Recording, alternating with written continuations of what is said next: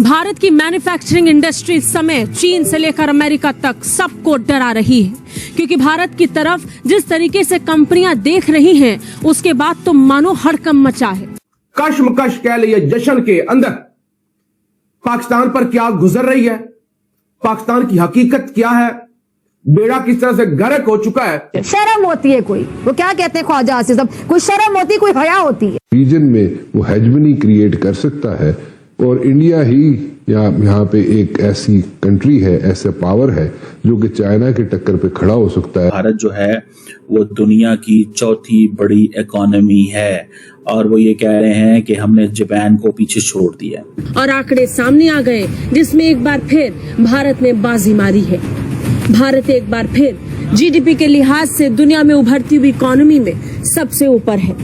ये उस सूरत में हो रहा है जब प्रेसिडेंट ट्रंप की एडमिनिस्ट्रेशन जो है वो टैरिफ लगाने की 25% टैरिफ लगाने की बात कर रही है।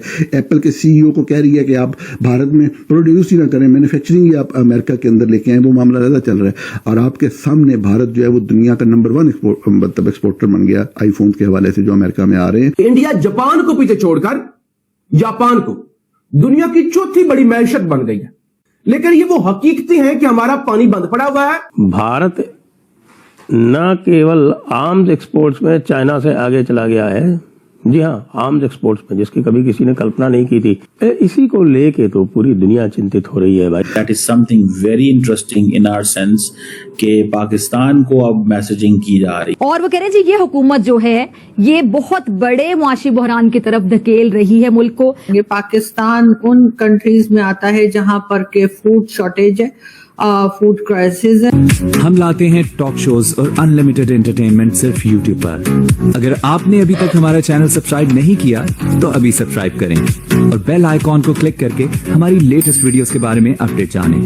अमेरिका के राष्ट्रपति डोनाल्ड ट्रंप एप्पल की फैक्ट्री सेटअप से खुश नहीं हैं। वहीं दूसरी तरफ चीन में भी मानो मैन्युफैक्चरिंग इंडस्ट्री को आग लगने वाली है। रही सही कसर इस आंकड़े ने पूरी कर दी है। जानकारी मिल रही है कि अमेरिकी राष्ट्रपति डोनाल्ड ट्रंप और एप्पल के बीच जब टैरिफ को लेकर विवाद छिड़ा है, तब भारत ने एक ऐसा कमाल कर दिया जिसने एप्पल के कॉन्फिडेंस को और बढ़ा दिया है। और इस आंकड़े में भारत ने चीन को पीछे छोड़ा है। भारत ने पहली बार अमेरिका को मासिक आईफोन निर्यात में चीन को पीछे छोड़ दिया है, जो एप्पल की ग्लोबल एक्सपोर्ट चेन में एक बड़ा कदम है। तो भारत है वो अमेरिका को आईफोन भेजने वाला सबसे बड़ा मुल्क बन गया। इससे पहले चाइना के पास ये इजाज़ था। Latest estimate show that nearly 3 million iPhone manufactured in India were shipped to the United States only in April. In comparison phone shipments from the China. न केवल आर्म्स एक्सपोर्ट्स में चाइना से आगे चला गया है, जी हाँ, आर्म्स एक्सपोर्ट्स में, जिसकी कभी किसी ने कल्पना नहीं की थी कि एक दिन ऐसा आएगा जब भारत आर्म्स एक्सपोर्ट्स में आगे चला जाएगा। भारत आईफोन एक्सपोर्ट्स में भी चाइना से काफी आगे चला गया, जबकि पिछले महीने की बात जो बता रही है, पिछले महीने का जो डेटा आया है वो ये बता रहा है कि चाइना ने 9 लाख आईफोन एक्सपोर्ट किए यूएस को और भारत ने किए 33 मिलियन। इसी को लेके तो पूरी दुनिया चिंतित हो रही है भाई कि ये भारत जो है, ये एक तो इसकी इकोनॉमी बढ़ रही है। अब आप इकोनॉमी की बात देखिए तो अब इकोनॉमी में जो Q4 जो चौथा क्वार्टर होता है, जनवरी से मार्च वाला, जनवरी से मार्च 2025 का, उसमें 7.4% की ग्रोथ आई है। जबकि लोग कह रहे थे कि भाई इस बार तो ग्रोथ 6.2% से ज़्यादा नहीं होगी, लेकिन वो ओवरऑल 6.5% आई है और आगे और भी बढ़ जाएगी। जैसे पिछली बार भी 7.5% आई थी, लेकिन जब डेटा बाद में टोटल आया तो 8.2% हो गई थी। तो इस बार भी ये 7% की ग्रोथ जो है ये सबके माथे पर बल डाल रही है, चाहे वो अमेरिका हो और चाहे वो चीन हो, और खैर पाकिस्तान तो कहीं गिनती में नहीं आता क्योंकि उसकी इकोनॉमिक ग्रोथ तो 2.68% है। बात करेंगे आर्म्स एक्सपोर्ट्स की। तो आर्म्स एक्सपोर्ट्स की जो खबर है वो ये है कि भाई भारत अब टोटल ग्लोबल आर्म्स एक्सपोर्ट्स का 10% कमांड कर रहा है। और ये जो फिगर है जी, इसको ध्यान से सुनिएगा, ये जो फिगर है ये ऑपरेशन सिंदूर के पहले का है। ऑपरेशन सिंदूर के बाद जो हुआ है वो तो बिल्कुल आप ये सोचिए कि जिसको कहते हैं छप्पर फाड़। In comparison, phone shipments from the China plummeted to the massive 76% to just 900,000 units. Anyway, बात क्या है? बात ये है कि सिर्फ एक फिक्र और एक सोच के तहत ये चीज़ मैंने आपसे शेयर की कि काश मेरे वतन के अंदर ये सोच आए कि अगर इंडिया की हेजमनी को चैलेंज करना है, बेसिकली उस साइड पे भी चैलेंज कर सकते हैं हम, ये नहीं कि नहीं कर सकते, लेकिन उस सूरत में कर सकते हैं जब हम ये वाला चैलेंज पहले पूरा करें।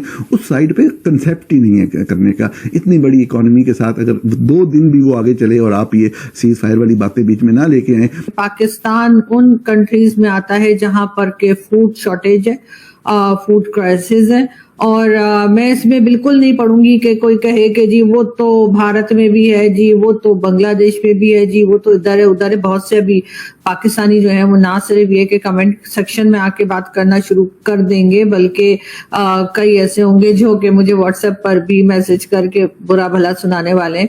लेकिन बहरहाल अपनी कंट्री की मैं बात कर रही हूँ, और मैं चाहती हूँ कि पाकिस्तान जो है वो एक प्रोग्रेसिव कंट्री बने। पाकिस्तान में जो मेन इश्यूज हैं उसके ऊपर गवर्नमेंट काम करे, ना कि पूरा टाइम हम मिसाइल्स बना रहे हैं और हमें डिफेंस बजट चाहिए और हमें डिफेंस बजट बढ़ाना है, इस तरफ ही बात की जाती है। डेवलपमेंट तो खैर पहले भी कोई नहीं होती थी, कोई खास थोड़ा बहुत काम शायद होता था, और वो भी ऐसा था कि कुछ ही दिनों में जिसने जो बनाया वो उसके बाद दूसरा जो आया उसको भी बनाना पड़ा, क्योंकि जाहिर है कि जिस किस्म का मटेरियल इस्तेमाल किया जाता है, जिस तरह से करप्शन उसमें इन्वॉल्व की जाती है, तो उसके बाद कोई प्रोजेक्ट भी जो है वो बहुत दिन तक या बहुत सालों तक टिके रहना जो है वो काफी मुश्किल और नामुमकिन सी चीज है पाकिस्तान में। हालत ये है कि बजट कब पेश किया जाएगा, किस तरह का पेश किया जाएगा, कितना टैक्स लगाया जाएगा, कितना भूखी नंगी कौम का खून निचोड़ा जाएगा। अभी IMF के साथ इस तरह की कोई बात नहीं हो सकी। वो नहीं मान रहे, पैसे ही नहीं है, नहीं मान रहे। वो कहते हैं इधर भी टैक्स लगाओ, इधर भी टैक्स लगाओ, इधर भी टैक्स लगाओ, और ये कहते हैं कि इधर हम लगाते हैं, इधर नहीं लगाते। और जाहिर है फिर अपना इक्तदार भी बरकरार रखना है, और जो अयाशियां और वुजरा की फौजें और तनख्वाहों के अंदर इजाफे, लेकिन अवाम का खून निचोड़ना है, पैसा टका है कोई नहीं। अगर होता तो हम आज तक बजट पेश कर चुके होते। IMF के रहमो करम पर है। दूसरी तरफ इंडिया से खबर यह आई है कि इंडिया की जानिब से यह अनाउंस किया गया है कि इंडिया जापान को पीछे छोड़कर जापान को दुनिया की चौथी बड़ी मैशत बन गई है। लेकिन ये वो हकीकतें हैं कि हमारा पानी बंद पड़ा हुआ है, और इंडिया हमसे बड़ी नहीं बल्कि दुनिया के कई बड़े मुआल से बड़ी मैशत बन चुकी है, और हम IMF की तरफ भीख मांगने वाली नजरों से देख रहे हैं। जबकि आज इंडिया की जानब से यह ऐलान किया गया है कि India and Russia have begun talk to jointly develop an advanced version of the BrahMos missile, कि इंडिया रूस के साथ मिलके, पहले भी उनका बड़ा खतरनाक ब्रह्मोस मिसाइल है, तो उससे भी जदीद तरीन वो मिसाइल डिवेल्प करने लगे हैं। चाइना की डिफेंस एक्सपोर्ट्स केवल 5.9% हैं। अच्छा, उन 5.9% में 63% पाकिस्तान को है, 63% पाकिस्तान का। और आपको बताएं, पाकिस्तान का चाइना से मोहभंग हो गया है। पाकिस्तान यद्यपि J-35 लेने की पेशकश कर रहा है चाइना से, लेकिन बाकी जितने भी और भी सिस्टम्स हैं उसके लिए वो चाइना नहीं जा रहा, वो टर्की जा रहा है। टर्की का जो भी सिस्टम्स टर्की दे रहा है वो 50 से 70% ज़्यादा महंगे हैं चाइनीज़ माल से, लेकिन उनकी शायद रिलायबिलिटी ज़्यादा हो। वैसे रिलायबिलिटी कितनी ज़्यादा थी तो हमने तो देख ली। भारत ने भी जो UCAV बना ली है, यद्यपि हम जो है वो प्रेडेटर ड्रोन भी लेने जा रहे हैं आपके अमेरिका से, लेकिन अब प्रेडेटर ड्रोन लेंगे तो अवश्य, लेकिन अमेरिका का कोई भरोसा नहीं है। इसीलिए भारत अब पूरी तरह से आत्मनिर्भरता पर आ गया है। तो आपको ये वीडियो कैसा लगा कमेंट बॉक्स में जरूर लिखिए। इस वीडियो को लाइक कीजिए, शेयर कीजिए, सब्सक्राइब करना ना भूलिए आपके चैनल EFC और जेड को। तो मिलते हैं अगली वीडियो में। जय हिंद।